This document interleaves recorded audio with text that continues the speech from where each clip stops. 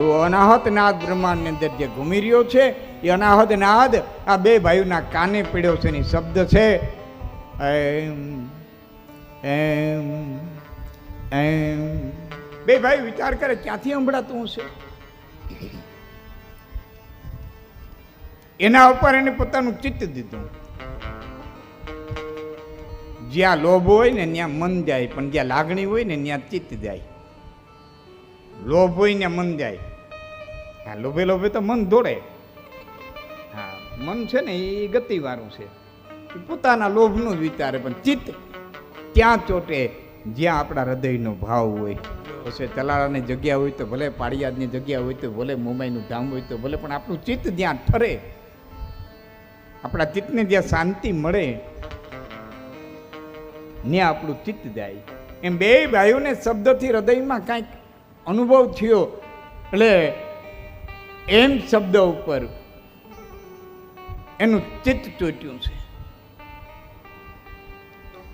અવાજ આવ્યો એમ એમ એમ, અને ચિત્ત ચોટતા બે ભાઈઓના ચિત્તની માલિકોથી અવાજ ઉઠ્યો એમ એમ એમ, અને લાગી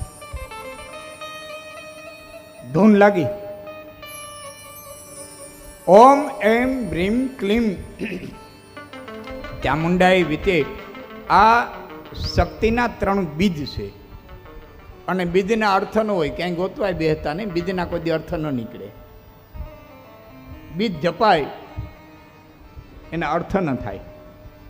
એ બીજ મંત્ર છે અને મૂળ બીજ છે. આપણી ઉપાસના બીજની છે. બેનોને કહો કયો ને બાપા.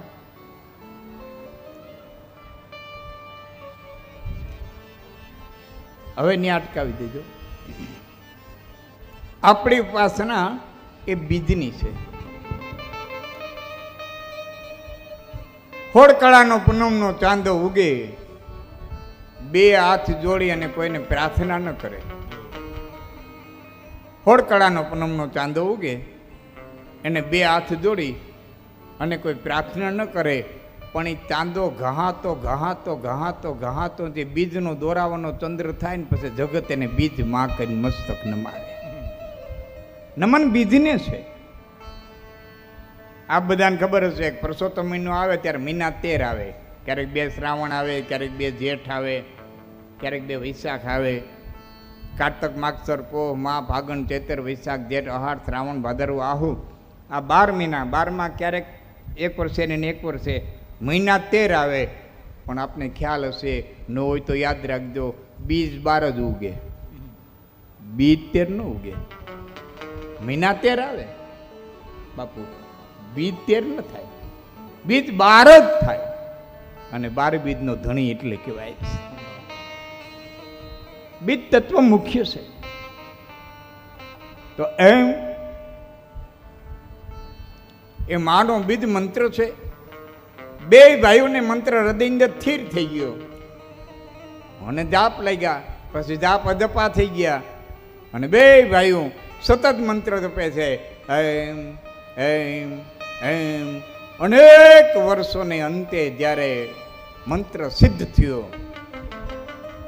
ત્યારે માં ભગવતી, માં આદ્ય શક્તિ આકાશની અંદર પ્રગટ થયા છે. બોલી આદ્ય શક્તિ મહાશક્તિ પ્રસન્ન થયા છે. હે મધુ, હે કેટક, માગો. તમારા મંત્ર જાપથી હું પ્રસન્ન છું. તપ ઋષિઓએ કર્યું, તપ બ્રાહ્મણોએ કર્યું, તપ આપણે નાના મોટા કરીએ. હા, આપણે તપ તો કરીએ છીએ. હા, મારું અહીં બેઠું રહેવું, તમારું સામું બેઠું રહેવું, આ ક્ષણિક પણ એક તપ તો છે. કોઈ ધંધાદારી માણા હોય, દુકાને જાય, અગરબત્તી કરી પોતાના ઇષ્ટને અગરબત્તી કરી મૂકી, દીવો કરી પગે લાગી અને પોતાના આસન ઉપર, પોતાના થડા ઉપર બેહે, ઘરાકની રાહ જોઈને, એ પણ એક તપ જ છે. એ નાની ભૂમિકા ઉપર તપ છે. શ્રદ્ધા અને વિશ્વાસથી વેહવું એ પણ એક તપ છે. તપ બધાએ કર્યું, ઋષિ મુનિ તપસ્વીઓએ, પણ દૈત્યોએ તપ કર્યા ને એ અતિ ઉગ્ર કર્યા. કેટલા ઉગ્ર! બેસી જાઓ બાપા. બ્રહ્મા નક્કી કરી અને બેહે કે આને પ્રસન્ન થવું જ નથી, અને છતાં એને પ્રસન્ન થવું પડે. ભોળોનાથ નક્કી કરી લે કે આને પ્રસન્ન થવાય જ નહીં, આ જગતમાં ઉત્પાત મચાવે, છતાં એવું ઉગ્ર તપ હોય કે ભસ્માસુરને પણ ભોળાનાથે પ્રસન્ન થવું પડે. આવા તપને આધીન શક્તિએ પ્રસન્ન થઈને કીધું માગો. અને બે ભાઈઓએ કીધું કે અમે અજર અમર થઈ જાય, અમને ક્યારે મૃત્યુ ન આવે. ભગવતીએ કીધું કે એ વરદાન અદેય છે, અદય, દઈ શકાતું નથી. નામ એનો નાશ, નામ એનો નાશ. પણ એક વાત વચ્ચે કરી દઉં, નામ એનો નાશ ખરો, પણ નામનો નાશ નહીં. નામ એનો નાશ, જેને નામીનો નાશ થાય પણ નામનો નાશ ન થાય. બધાય સંતો મંતો ભક્તો આવા હજારો નામ આજે અમર છે કે જેના જાપ જપતા આપણા પાપ ધોવાઈ જાય, જેનું સ્મરણ કરતા આપણા ચિત્તની અંદર શાંતિ સ્થપાઈ જાય. ભગવતીએ કીધું વિકલ્પ રાખ. બહુ વિચારી અને બે ભાઈઓ કીધું કે વિકલ્પ એટલો રાખી કે જ્યારે અમે એમ કહીને કે અમને મારી નાખો તો અમારું મૃત્યુ થાય. બે ભાઈને ખબર હતી આપણે તો કહેવાના જ નથી, અને કોઈ કહે નહીં, કોઈ કહે એ તો દાદા ભીષ્મ જેવો કોક હોય ઈ કહે, કોઈ મહાત્મા હોય, બાકી કોઈ એમ કે મારું મૃત્યુ આમ છે ને આમ તમે આમ કરી નાખો એટલે મારું મોત આવી જાય, ને મને મારી નાખો. 9મા દિવસની રાતે મહારાજા ધર્મે ભીષ્મની છાવણીમાં જઈને કીધું તો દાદા યુદ્ધ પૂરું ન થાય. કે કેમ? કે તમે 5માંથી એકેય પાંડવને મારો નહીં. એ વાત સાચી કે એ વાત સાચી? તમારે ઈચ્છિત મૃત્યુનું વરદાન એટલે તમે મરો નહીં, એ વાત સાચી કે એ વાત સાચી? પાંડવોને મારો નહીં, તમે મરો નહીં, યુદ્ધ પૂરું થાય નહીં. દાદા કોઈ રસ્તો? આ એક રસ્તો છે. કે શું? કે તમારા સૈન્યમાં દ્રુપદનો દીકરો જે શિખંડી છે એ જન્મે દીકરી હતો, જાતિ પરિવર્તન કરી અને પુરુષ થયો છે, એને અર્જુનના આગળ ઊભો રાખજો. એટલે એને જોઈ અને હું હથિયાર મૂકી દઈ, કારણ કે સ્ત્રી ઉપર હું ઘા કરતો નથી, સ્ત્રીના સામો લડતો નથી, એટલે હું હથિયાર મૂકી દઈ. અને હું હથિયાર મૂકી દઉં પછી અર્જુનને કહી દઉં મને બાણ મારે.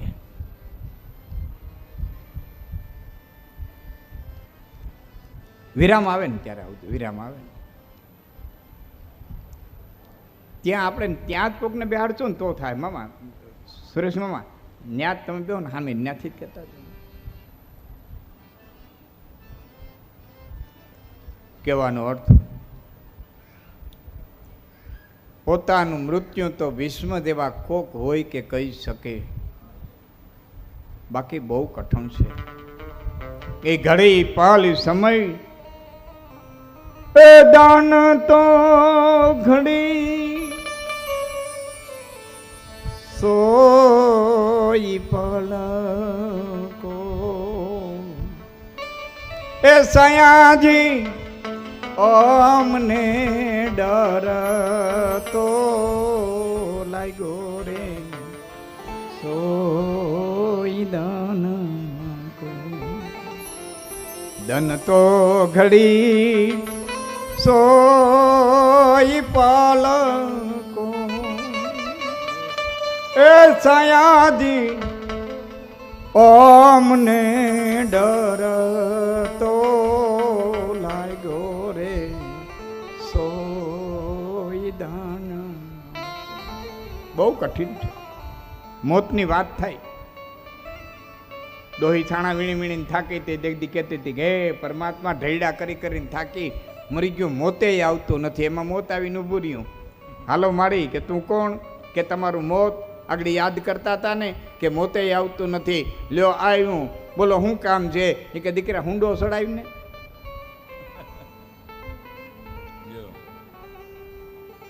દીકરા હુંડો ચડાવ્યું.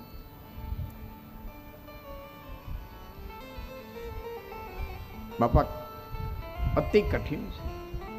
પણ બે ભાઈઓ વિચાર કર્યો, આપણે તો કહેવાના નથી અમને મારી નાખો. એટલે વરદાન પ્રાપ્ત કરી અને બે ભાઈઓ મદોમત બન્યા છે. ગર્વ આવ્યો છે.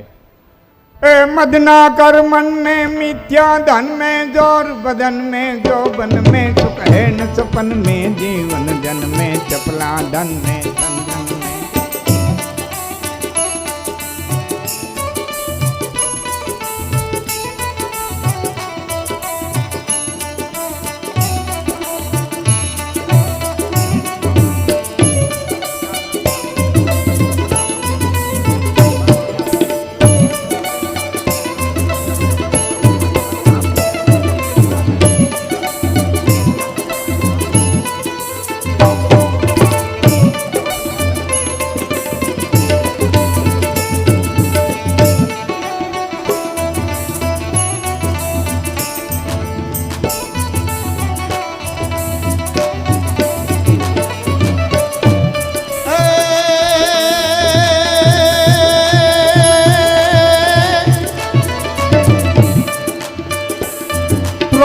પાવાનું ગુણ ગાવાનું ને ખવરાવીને ખાવાનું,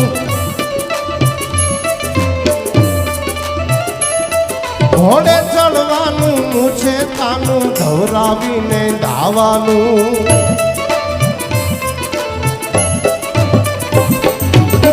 વીરતાનું પ્રભુ કૃપાનું વીર થવાનું મહારથી, વિધવા બનવાનું રણ ચડવાનું ના મરદાનું કામ નથી ભાઈ, ના મરદાનું કામ નથી.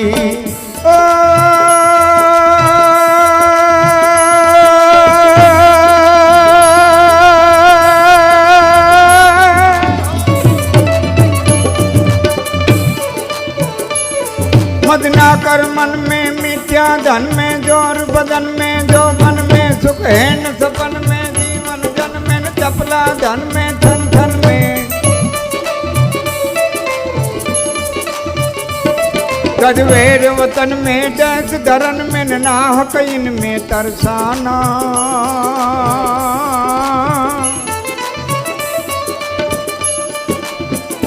चित चैट सियाना फिर नहीं आना, जग में आखिर मर जाना भाई, जग में आखिर मर जाना. મદના કર મન में પણ ધન મળ્યા પછી, દોલત મળ્યા પછી, સત્તા મળ્યા પછી, સંપત્તિ મળ્યા પછી અભિમાન ન આવે એવો તો કોઈ અવતારી પુરુષ હોય. બાકી આવે આવે અને આવે. મહાત્મા તુલસીદાસજીએ કીધું છે, એ નહીં જન્મા કો યશ જગ માહી, એ પ્રભુતા પાઈ જાહી મદ નહીં, નહીં જન્મા કો અસ જગમાં. મદ ના આવે, અભિમાન ના આવે એવા કોઈ અવતારી પુરુષ હોય. બાકી અભિમાન આવે. બે ભાઈઓને વરદાન મળ્યું માતાજીનું, ગર્વ આવ્યો. મને બળ આવે ને પછી વ્યક્ત કરવાની ઈચ્છા થાય, કાં બાંધીને કાં બાંધવા વાળો દે. આપણે ગામડાને કહેવાય જ છે, ગોતે બાંધવાવાળા ગોતે. હેલા જાય છે. કમળને માથે બ્રહ્માને દેખાતે. બ્રહ્માને પૂછ્યું તમે કોણ છો? બ્રહ્માએ કીધું છે સૃષ્ટિનો કર્તા હું બ્રહ્મા છું. અમને ક્યાં તમે ઉત્પન્ન કર્યા? અમને ક્યારે ઉત્પન્ન કર્યા? ભાઈ તમને મહેનત કર્યા કે તો આસન છોડો, આસન ખાલી કરો, અધિપતિ અમે છીએ. નહીતર અમારી સામે યુદ્ધ જાહેર કરો. બ્રહ્માએ કીધું ભાઈ હું તો શાંત પ્રકૃતિનો માણસ છું, તો આસન ખાલી કરો. આ કથા તમને અને મને બતાવે છે કે જ્યારે જ્યારે કોઈ વ્યક્તિ આત્મજ્ઞાનને માર્ગે પગલાં મૂકે છે ને ત્યારે એની પાછળ રાગ અને દ્વેષ પડી જાય છે. રાગ અને દ્વેષ એનો પીછો છોડતા નથી. બ્રહ્મા ભાગ્યા છે, મધુ કૈટભ પાછળ દોડ્યા છે, નારાયણની પાસે બ્રહ્મા આવ્યા છે. નારાયણને નિદ્રાધીનમાં જોયા છે. બ્રહ્માએ વિચાર કર્યો છે કે ભગવાન શક્તિને આધીન થયા છે, માટે હું શક્તિને વિનંતી કરું કે હે માં, પ્રભુને નિંદ્રામાંથી આળસ મરડી અને બેઠા થાય એવું કંઈક તમે કરો. શક્તિની આરાધના કરે છે. બ્રહ્મા ઉત્તિષ્ઠ દેવી કુરુ રૂપં મિદ્ભુતાં ત્વં મામ વાત્મોજહી યથેસી બાલલીલે. નોચેત પ્રબોધવહરિં નિહનેદિમોય ત્વં સાધ્ય એતકિલં કિલ કાર્યજાતં. સુતપરાણી આટલું બોલ્યા ત્યારે સોનકે કીધું છે કે વિષ્ણુ કેમ નિંદ્રાને આધીન થયા? તો આદિ કરતા જગત કરતા છે. ત્યારે સુતપુરાણી કહે છે શિવોપી સવતામ યાતિ કુંડલિન્યા વિવર્જિતા. શક્તિ નસ્તુય કશ્ચિત અસમર્થ સ્મૃતો ઉદે. સગુણા નિર્ગુણા સાતુ દ્વિધા પ્રોક્તા મનીષિભિઃ. સગુણા રાગિભિઃ સેવ્યા નિર્ગુણા તુ વિરાગિભિઃ. ધર્માર્થ કામ મોક્ષાણામ સ્વામિની સા નિરાકુલા. દદાતિ વાંચિતાન કામાન પૂજિતા વિધિપૂર્વકમ. બધા જ શક્તિને આધીન છે. શિવોપી, શિવ શબ્દની અંદર જે ઈ છે, રસવા ઈ છે, એ શક્તિ છે. ઈ છે એ શક્તિ છે. જો ઈ શબ્દ ન લાગ્યો હોય તો શિવની જગ્યાએ સૌ લખાય અને સૌનો અર્થ થાય મળદું. શક્તિ વિનાનું. પણ આ દેશ હંમેશા માટે શક્તિનો ઉપાસક રહ્યો છે. આ દેશ શક્તિની ઉપાસના વાળો છે. એટલે તો આ દેશની વિધિપૂર્વક એ મહાશક્તિ. સુત પ્રાણીને સોનકે કીધું વિષ્ણુ કેમ આધીન થયા? એના જવાબમાં કહે છે કે સ્વતંત્ર હોય તો એક અનાદિ આદિ શક્તિ છે.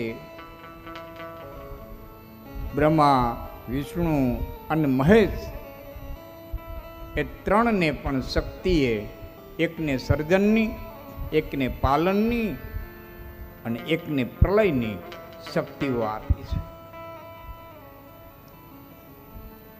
અને આ પંડિતો બધું જાણે છે. આ શ્લોક મને બહુ ગમ્યો. હવે જે શ્લોક આવે છે ને એ શ્લોક મને બહુ ગમ્યો. દેવી ભાગવતના રચયિતા ભગવાન વેદવ્યાસ કહે છે કે કોઈ જાણતા એવું નથી, નથી જાણતા એવું નથી. બધા જાણે છે કે જે કાંઈ કરી રહી છે એ શક્તિ કરી રહી છે. છતાં શક્તિને સાઈડમાં રાખી, શક્તિને એક બાજુ રાખી અને પોતાના મંતવ્યો રજૂ કરે છે. એની પાછળનું કારણ હોય તો એનું ઓદરનું ભરણ પોષણ કરવા માટે આવું લખે છે વેદવ્યાસ. શ્લોક મને બહુ ગમ્યો.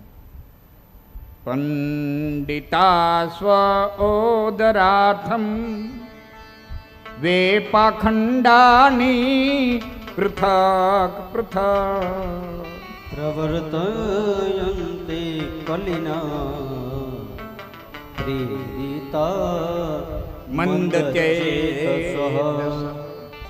આખા બ્રહ્માંડનું સંચાલન કરનારી એક શક્તિ છે. છતાં પંડિતો આ વાતને જાણે છે, વિદ્વાનો આ વાતને જાણે છે, બોલનારા વાતને જાણે છે, શાસ્ત્રોને જાણનારા વાતને જાણે છે, છતાં પોતાનું ઓદર ભરવા માટે તેની પાખંડને પ્રસારિત કરે છે. પાખંડાની પૃથક શક્તિને અવગણી અને પોતાનો મત સ્થાપિત કરે છે. આ પાખંડીનું આવું લખે છે વેદવ્યાસ. પાખંડાની પૃથક બધાને ખબર છે કે બ્રહ્મામાં એક શક્તિ રહેલી છે, વિષ્ણુમાં એક શક્તિ રહેલી છે, શિવમાં એક શક્તિ રહેલી છે. અને ડોંગરેજી બાપા પણ એમ કહેતા, કાલે જ મેં અર્થ કર્યો હતો, શ્રી કૃષ્ણ વયમ નમો, આ શબ્દોનો અર્થ ડોંગરેજી બાપા એ રીતે કર્યો છે કે નકરો બ્રહ્મ કાંઈ કરી ન શકે, બ્રહ્મને પણ કાંઈ કાર્ય કરવું હોય તો શક્તિને આધીન થવું પડે, શક્તિ આવિષ્ટ થવું પડે, પ્રકૃતિ જ કરે. એ શક્તિ ધર્માર્થ કામ મોક્ષાણ, એ શક્તિ ધર્મ આપે. ધર્મ કરો તો ધન વધે, ધન વધે મન વધી જાય, મન વધે માણસના માન વધે. આ બધું વધત વધ જાય. શક્તિની ઉપાસનાથી માણસને ધર્મ પ્રાપ્ત થાય, ધર્મ પ્રાપ્ત થાય એટલે ધન પ્રાપ્ત થાય. ધર્મ કરો તો ધન વધે, કારણ કે દાન પુણ્યથી ધન મળે.